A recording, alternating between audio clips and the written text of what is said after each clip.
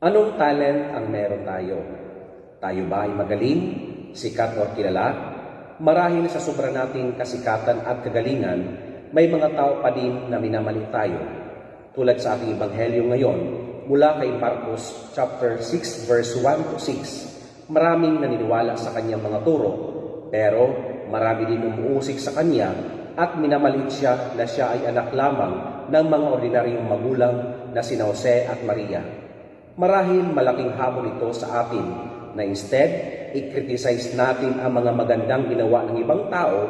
How about kung atin na lang sila tularan at gumawa din ng kabutihan?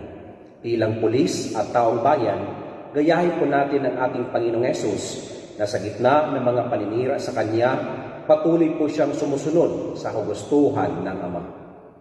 Manalangin tayo.